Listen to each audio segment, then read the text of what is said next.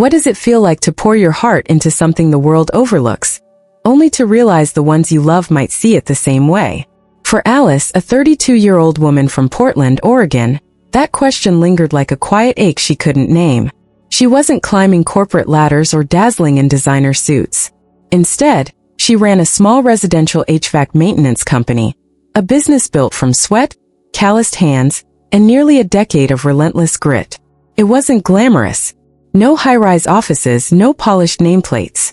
But every repaired furnace, every satisfied client, every paycheck earned felt like a triumph. To Alice, it was more than a job. It was a legacy carved from nothing, a testament to her stubborn belief that hard work could shape a life worth living. In the quiet moments when the hum of her work van faded and the city's dusk settled over Portland's misty streets, Alice felt a flicker of pride. She'd started with little no fancy degree, no safety net, just a toolbox and a dream. Over the years, she'd grown her company from a one-woman operation to a small but steady crew. Her employees trusted her, her clients respected her, and her balance sheet, though modest, was her own. Each invoice paid, each contract signed, was a brick in the foundation of a life she'd built against the odds. She wasn't chasing applause or validation. She was chasing stability, purpose, the kind of quiet strength that comes from knowing you've earned your place. Yet that pride came with a shadow. Not everyone saw her the way she saw herself. Her family, her mother, her sister Brittany often looked at her with a mix of pity and dismissal. To them, HVAC work was a fallback, not a calling. "When are you getting a real job?" they'd ask, their voices dripping with the kind of judgment that stings deeper than strangers' words. Alice brushed it off or tried to. She'd smile, change the subject, keep moving forward. But deep down, their doubts planted seeds of hurt she couldn't quite uproot. Still, she held on to the hope that her sacrifices, her time, her money, her heart would one day earn their respect. After all, family was supposed to see you, wasn't it? As Thanksgiving approached, Alice felt a familiar warmth at the thought of her family's annual gathering. It was a tradition she'd never missed, a chance to reconnect, to be part of something bigger than herself. Little did she know, this year's dinner would unravel everything she thought she understood about love, loyalty, and her place in the hearts of those she held closest. The road stretched dark and quiet under Portland's dusky sky, the hum of Alice's work van a familiar comfort after a grueling day. Her hands, still dusted with the grit of a long HVAC maintenance job, gripped the wheel lightly, her heart buoyant with the promise of rest. Thanksgiving was tomorrow, a day she cherished, a rare pause when her small company shut down. Her employees pocketed their bonuses, and she could sink into the warmth of family. She'd even splurged on a bottle of red wine from a high-end shop, imagining the clink of glasses at her mother's table. But as her phone buzzed, shattering the evening's calm, a chill crept into her bones, whispering that something was terribly wrong. It was her mother. "Hi, Mom," Alice answered, her voice bright with holiday anticipation. "Apple pie or mashed potatoes this year?" The silence on the other end stretched too long, heavy with hesitation. Then her mother's voice came, shaky, almost apologetic. "Alice, there's something I need to tell you. I hope you'll understand. Maybe this year, you shouldn't come to Thanksgiving." The words hit like a physical blow, her foot nearly slipping off the gas pedal. Her pulse roared in her ears. "What?" she managed, her throat tightening. Her mother fumbled on. "It's just, Brittany's boyfriend, Mason, is bringing his parents. They're lawyers, very traditional. Brittany wants things to feel formal." Alice's knuckles whitened on the steering wheel, her mind reeling. "Formal." The word sliced through her, sharp and cold. "You mean I'm not allowed to come? I'm not family." Her voice trembled, betraying the hurt she fought to contain. "It's not that," her mother insisted, but the excuse followed like a scripted line. "Brittany thinks you might give the wrong impression." The truth landed, brutal and unyielding. Brittany, her younger sister, was ashamed of her. Ashamed of Alice's work, her calloused hands, her life built on wrenches and ductwork instead of Ivy League degrees or polished briefcases. The betrayal stung deeper than Alice could have imagined, a wound torn open by the one person she'd sacrificed so much for. She cut her mother off, her voice breaking. "Do you remember who paid Brittany's tuition? Every dime, Mom. I gave her a future." The silence that followed was deafening, her mother's soft sigh a familiar prelude to dismissal. "It's just one evening, Alice. We'll see each other another time." The call ended, leaving Alice alone in her van, the bottle of wine on the passenger seat now a mocking reminder of a celebration she wasn't welcome at. As she drove home, the weight of being erased by her own family settled in, heavy and unshakable. But the night wasn't done breaking her heart. Soon, a text from her cousin would reveal the full depth of Brittany's shame, pushing Alice toward a reckoning she never saw coming. How do you measure the weight of a betrayal that comes from the heart of your family? For Alice, it was a jagged ache that pulsed through her as she sat in her Portland apartment, the echo of her mother's call still ringing in her ears. She'd been uninvited from Thanksgiving, erased from her family's table because her sister Brittany deemed her HVAC work her life's pride, a stain on their polished image. The sting wasn't just rejection. It was the unraveling of a bond she'd thought unbreakable, woven through years of sacrifice she'd never questioned until now. Alice's hands trembled as she clutched her phone, the bottle of red wine she'd bought for the holiday sitting untouched on the counter, its elegance now a cruel irony. She'd spent nearly a decade building her small HVAC company, pouring sweat and sleepless nights into a dream that kept her grounded. But more than that, she'd poured her heart into Brittany. Every semester at Columbia University, $18,000 a term Alice had paid without hesitation. She'd skipped vacations, worked overtime, let her own dreams wait, all to give her sister a future she'd never had herself. Brittany's smile, her graduation cap in the distance, had been Alice's reward. Or so she believed. Now those sacrifices felt like ashes. Brittany's shame wasn't just about a job. It was about Alice herself, her calloused hands, her dusty work boots, her existence as someone who didn't fit the glossy world Brittany craved. The realization carved a hollow space in Alice's chest, where love and loyalty had once lived. She'd been the one to hand Brittany her first laptop at 18, to walk snowy blocks, to deliver rent money, to cheer loudest at every milestone. And yet, here she was, deemed unworthy of a seat at the table she'd helped set. The betrayal wasn't just personal, it was a repudiation of everything Alice had built, everything she was. She didn't cry. Not yet. Instead, she sat in the dim light of her apartment, staring at the wall as memories collided with the present. She'd always let Brittany's slights slide, her whispers about changing shirts at college, her sighs about real jobs. Alice had told herself it was youth, that Brittany would grow to see her worth. But now the truth was undeniable. To Brittany, Alice was a means to an end, a check written in silence, not a sister to be proud of. The pain was raw, a wound that bled trust and hope. As the night deepened, Alice's phone buzzed again, a message that would twist the knife further. A photo was coming, one that would lay bare the family's celebration without her, forcing her to confront the depth of her erasure in a single devastating frame. Can a single image shatter the illusion of belonging? For Alice, the morning after her exile from Thanksgiving dawned cold and quiet, the Portland sun slipping through her kitchen window as if nothing had changed. She sat with a cup of coffee, untouched and bitter, her phone lying silent on the table. The ache of her mother's words, "You shouldn't come," still burned, raw and unrelenting, but it was a new wound that would cut deeper. Scrolling through social media, seeking distraction from the emptiness, Alice stumbled into a moment that stopped her heart. A photo posted by Brittany, her sister, radiant and untouchable. There she was, Brittany, standing in the center of their mother's living room, her red dress glowing like a beacon. Hand in hand with Mason, her boyfriend, she smiled, flawless and serene. Behind them, the dining table gleamed, fresh flowers, lit candles, plates arranged with care. It was their family's Thanksgiving, the one Alice had never missed, now captured in a frame that excluded her entirely. The caption sliced like a blade. A warm Thanksgiving with the ones who matter most. No mention of Alice. No empty chair saved for her. No trace of the sister who'd paid for Brittany's dreams, who'd carried their family's weight for years. She was gone, erased from the story they told themselves.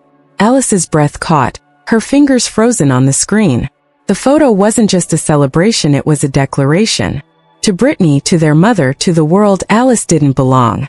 Her calloused hands, her HVAC van, her life of grit and sacrifice were inconvenient truths, scrubbed away for the sake of appearances. The hollow in her chest grew, swallowing the warmth she once felt for these gatherings. She'd spent years bringing pies, wrapping gifts, pouring her heart into moments like this, believing they bound her to her family. Now she saw the truth. She'd been a ghost at their table, valued only for what she gave, not who she was. She read the caption again, each word a fresh bruise. The ones who matter most. Her grip tightened, her coffee growing colder. The betrayal wasn't just Brittany's shame or her mother's compliance, it was the ease with which they moved on without her. No one had called to check on her. No one had questioned her absence. The silence was louder than any argument, confirming what she'd feared. In their eyes, she was dispensable. The pain wasn't anger yet, but a heavy sorrow, a mourning for the family she'd thought she had. As Alice set her phone down, her resolve began to stir, a quiet spark in the wreckage of her hurt. She couldn't stay in this shadow, tethered to a love that diminished her. A decision was forming, one that would change everything, born from the clarity of being left behind. What do you do when the love you've poured out comes back as rejection? For Alice, the answer crystallized in the dim light of her Portland apartment, the sting of Brittany's Thanksgiving photo still searing her heart. The image, her sister glowing, her family gathered. Her absence unmissed had stripped away the last threads of hope she'd clung to. She wasn't family to them, not in the way that mattered. She was a tool, a silent benefactor whose sacrifices propped up their dreams while her own worth was buried under their shame. That truth, sharp and unforgiving, pushed her to a crossroad she'd never imagined facing. Alice sat at her desk, the laptop open to a folder labeled Brittany's tuition. 4 years she'd opened this page without hesitation, each click wiring $18,740 to Columbia University, money earned through overtime, skipped vacations, dreams deferred. She'd paid for Brittany's future, believing it bound them as sisters. Now the screen's cold glow mocked that belief.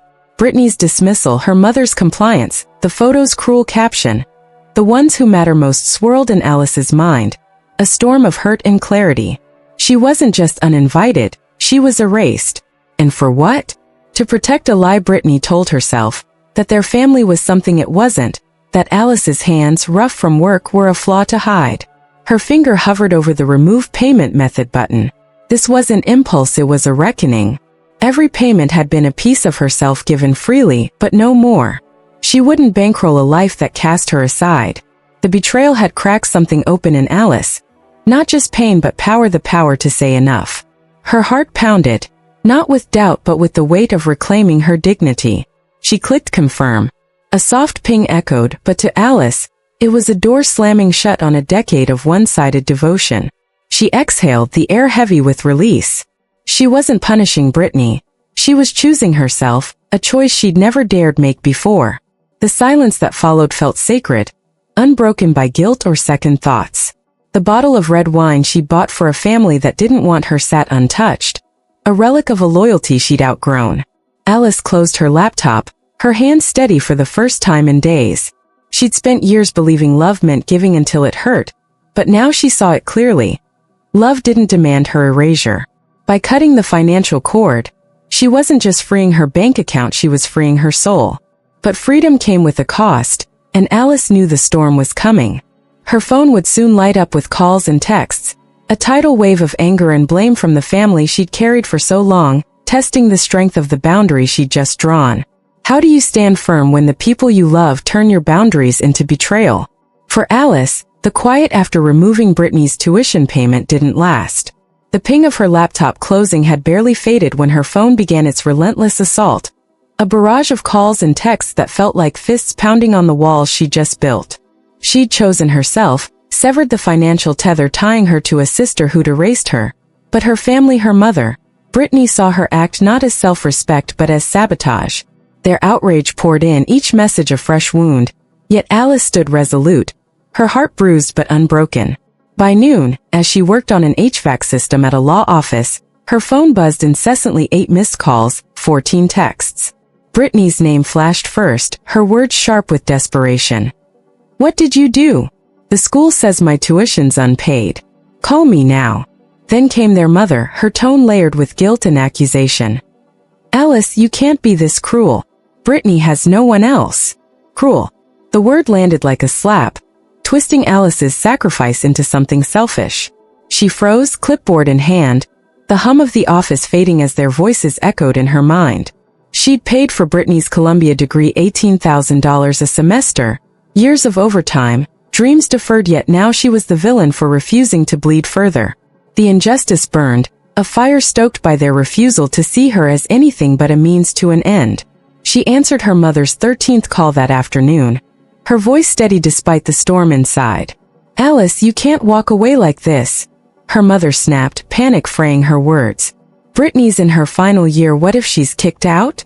Alice's laugh was short, bitter. "She's an adult, Mom. She made her choices when she decided I was too embarrassing to be family." Her mother's tone softened as it always did, wielding guilt like a weapon. "You're the only one who can help. Are you really abandoning us?" Alice's grip tightened on the wheel as she drove home. "Family doesn't shut you out because your job isn't fancy enough. I'm done being an ATM." She hung up, the silence that followed heavy with finality. Their accusations didn't sway her, they couldn't. Alice had spent years swallowing their dismissals, but no more. She wasn't cruel. She was awake, seeing clearly the love she'd poured into people who'd only taken. Yet, as she lay in bed that night, the weight of their blame lingered, a reminder of the cost of her freedom. She'd drawn a line, but the battle wasn't over. Soon, a truth about Brittany would surface, one that would unravel even more of the facade she'd built, pulling Alice deeper into the consequences of her sister's choices. What does it mean to discover the person you loved most never truly saw you? For Alice, the answer came like a cold wind, sweeping away the last illusion she'd held about her sister Brittany. Days after Alice stopped paying Brittany's tuition, her phone lit up with a call from her cousin Madison, her voice hushed with urgency. The news she shared wasn't just a revelation, it was a gut punch, exposing a lie so deep it redefined every sacrifice Alice had made. As she sat in her Portland office, the weight of Brittany's deception settled into her bones, not with anger but with a quiet, piercing sorrow. Madison's words unfolded the truth. Brittany had lied to Mason, her boyfriend, for nearly 2 years, claiming their parents paid her Columbia tuition. She'd painted a picture of a wealthy, polished family, erasing Alice, the sister who'd worked overtime, skipped vacations, and wired $18,000 each semester to keep Brittany in school. When Mason learned it was Alice, a woman Brittany had dismissed as working class, he was stunned. The betrayal wasn't just personal, it was foundational. He ended their relationship, moving out that morning, leaving Brittany sobbing in his yard, her carefully crafted world crumbling. Alice listened, her heart aching not for Brittany's loss, but for the realization that she'd been written out of her sister's story entirely, replaced by a fiction that made her invisible. The lie wasn't new, Alice realized. She remembered Brittany's whispers years ago at college, pulling her aside to change out of her work uniform, her voice sharp with embarrassment. "Everyone hears in law school it looks weird." Alice had let it go, believing it was youth, that Brittany would grow to value her. But now the pattern was clear. Brittany hadn't just hidden Alice's role, she'd buried her existence to fit a life she thought she deserved. The pain wasn't vindication. It was grief for a sisterhood Alice had poured her soul into, only to find it one-sided. Mason's words, relayed by Madison, echoed in her mind. "I can't love someone who's ashamed of their family." They stung, not because they judged Brittany, but because they spoke a truth Alice had never dared voice. She leaned back, closing her eyes, the office silent around her. Brittany's lie wasn't about money, it was about worth. Alice's worth, discarded to prop up a facade. The ache settled deeper, but with it came clarity. She'd done enough. No more carrying someone who'd rather rewrite her than embrace her. Yet the story wasn't over. Brittany's unraveling would soon bring her to Alice's doorstep, her desperation spilling into a confrontation that would test the boundaries Alice had fought so hard to set. How do you face the person who broke your heart when they demand you fix theirs? For Alice, that moment crashed into her life on a Monday morning, the glass door of her Portland HVAC office slamming open with a force that silenced the room. She looked up from a meeting with her tech team, her pulse spiking as Brittany stood in the doorway, hair wild, mascara streaked, heels caked in mud. Her sister's eyes burned with desperation, but Alice felt no softness, only the steel of a boundary she'd fought to forge. The air crackled with the weight of everything unsaid, a reckoning neither could escape. "I need to talk to my sister," Brittany shouted, her voice raw, trembling with panic. The room froze, her team, the papers on the table, the hum of the office all suspended in her sister's chaos. Alice stood, her gaze steady, cold as the clipboard in her hand. This was her space, her sanctuary, built from years of grit, and Brittany had no right to shatter it. "This is a place of business, Brittany," she said, her voice calm but unyielding. "You don't get to cause a scene here." Brittany's face twisted, tears spilling. "You're ruining my life," she screamed. "You can't cut me off like I'm nothing." The accusation stung, but Alice didn't flinch. She saw Brittany clearly now, not the sister she'd carried, but a woman who'd erased her to chase a lie. "You're not running this place," Alice said, stepping forward. "And you don't get to disrupt my work because you can't face what you've done." Brittany's voice broke, wild with entitlement. "I'm your sister. You're abandoning me." But the words fell flat, met only by the silence of a room that owed her nothing. Security moved in, their firm voices cutting through her protests. "Ma'am, you need to leave," Brittany snapped. "Don't touch me. I'm her sister." But Alice's calm held firm. "You're the sister of the person who runs this, not the one who matters here," she said, her words a quiet blade. As security escorted Brittany out, her footsteps echoed, heavy with defeat. Alice exhaled, the room settling back into its rhythm, but her heart still raced. She'd stood her ground, refusing to be pulled back into Brittany's storm, but the confrontation left a bruise, a reminder of the family she'd once believed in.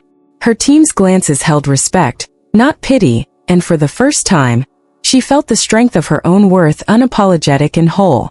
But the ripples of that day weren't done. The family's judgment would keep coming, their voices loud with blame, pushing Alice to confront the final cost of choosing herself over a love that had only ever taken. What does freedom taste like after years of carrying someone else's dreams? For Alice, it was the quiet of a Portland morning, her office humming with purpose as she reviewed contracts, no longer haunted by a phone buzzing with guilt.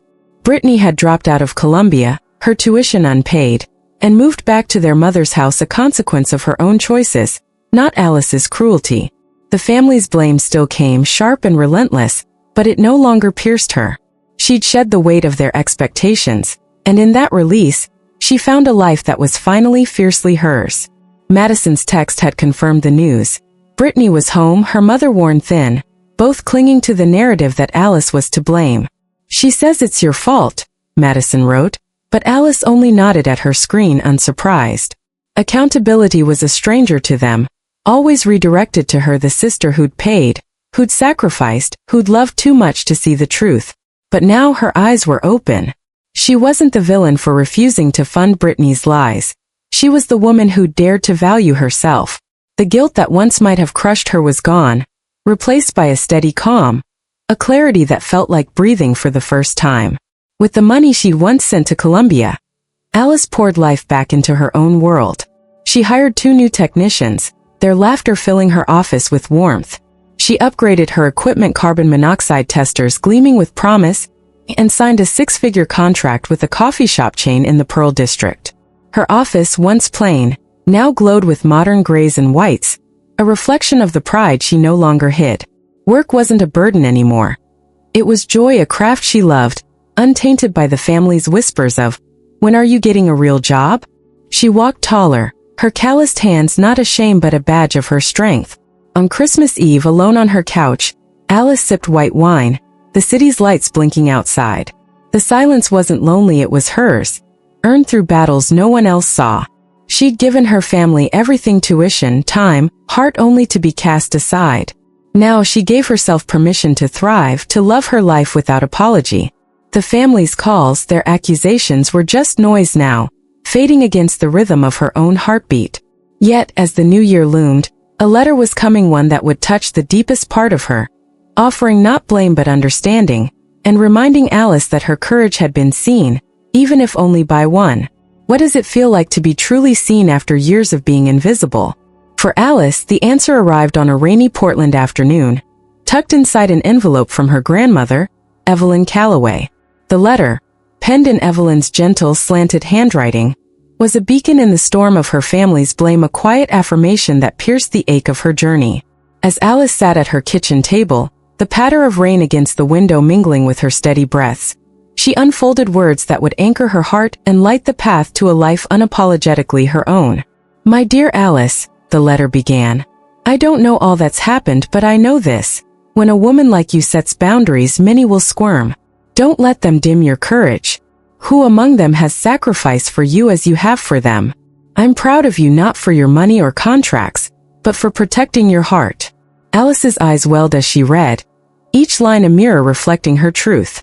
Evelyn, who'd always welcomed her calloused hands with a smile, saw her not as a wallet or a shame, but as a woman of strength. The words wrapped around her like a warm embrace, healing wounds her mother and Brittany had left raw. She wasn't betraying family by choosing herself, she was honoring the love she'd rediscovered within. The letter grounded her in a truth she'd fought to claim. Love doesn't demand erasure. For years, Alice had believed family was unbreakable, that her endless giving tuition payments, skipped dreams, silent hurts would earn her a place at their table. But Brittany's shame and her mother's guilt had taught her otherwise. Love wasn't control disguised as duty. It was respect, mutual and whole. Evelyn's pride, free of conditions, showed her what family could be. And in that clarity, Alice found peace. She didn't need Brittany's apology or her mother's approval. She needed only to stand tall in her own story, her HVAC office humming with purpose, her life a testament to resilience. As spring bloomed in Portland, Alice walked her city's streets, her steps lighter than ever. Her company thrived, new contracts, new faces, new dreams, but more than that, she thrived. She laughed easier, loved fiercer, lived truer. Evelyn's letter rested in a drawer, a quiet reminder that one voice of truth could outweigh a chorus of blame. Alice wasn't alone, she was enough. And in that enoughness she built a future not for others, but for herself, a life where every duct fixed, every sunrise met, was a victory of self-worth. Her family's calls faded, their shadows no longer heavy. Alice smiled, knowing she'd chosen not revenge, but redemption, a life free, worthy and wholly hers, a legacy no one could erase.